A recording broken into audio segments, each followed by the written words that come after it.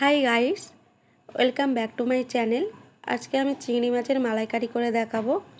তো আমি এখানে সব কিছু রেডি করেই নিয়েছি। পেঁয়াজ কুচি, আদা রসুন পেঁয়াজের পেস্ট, নারকেলের দুধ, তেজপাতা, কাঁচা লঙ্কা, লবঙ্গ, দারচিনি, এলাচ আর নুন, চিনি, কাশ্মীরি লঙ্কা গুঁড়ো, ধনে গুঁড়ো, হলুদ গুঁড়ো আর জিরে গুঁড়ো। তো আমি গ্যাস জ্বালিয়ে কড়াই বসিয়ে দিলাম।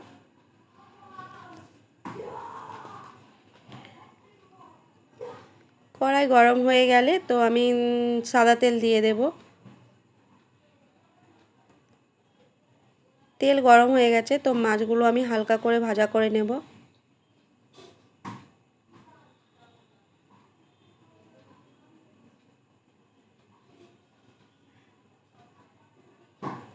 তো দেখো আমি মাছগুলো এই পাশ ও পাশ করে ভাজা করে নিচ্ছি।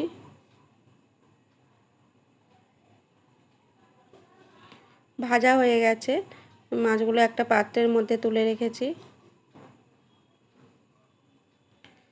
তো এবার কড়াইতে আমি সর্ষে তেল দেব।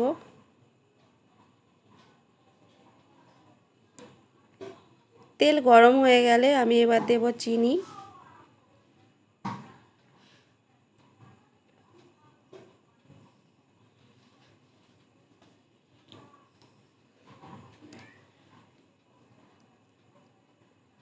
চিনি লাল লাল হয়ে গেলে আমি দেব এলাচ, তেজপাতা আর দারচিনি, লবঙ্গ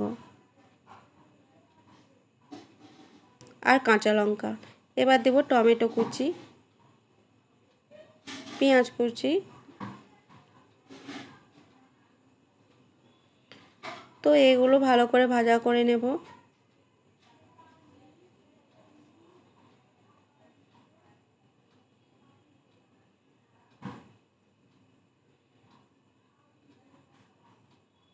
এরপর দেব কাশ্মীরি লঙ্কা গুঁড়ো, তারপর দেব লঙ্কা গুঁড়ো,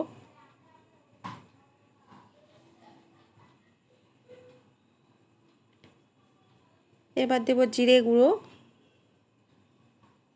হলুদ গুঁড়ো আর ধনে গুঁড়ো আর আন্দাজ মতো নুন।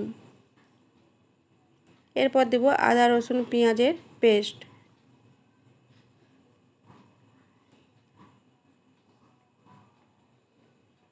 তো এই মশলাটা ভালো করে ভাজা করে নিতে হবে।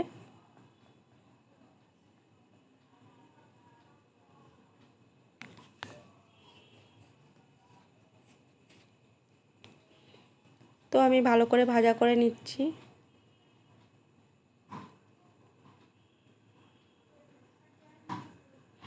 মশলা থেকে তেল ছেড়ে গেলে এবার আমি দেব মাছ।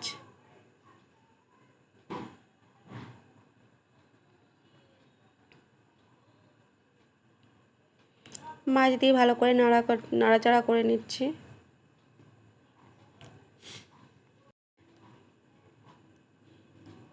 তো দেখো এবার আমি দিচ্ছি নারকেলের দুধ।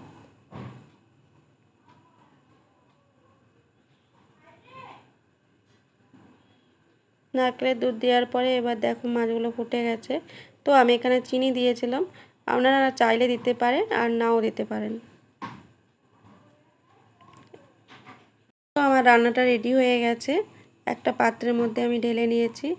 তো আজকের আমার চিংড়ি মাছের মালাইকারি কেমন হলো সবাই জানিও, আর লাইক, কমেন্ট আর সাবস্ক্রাইব করো। Thank you.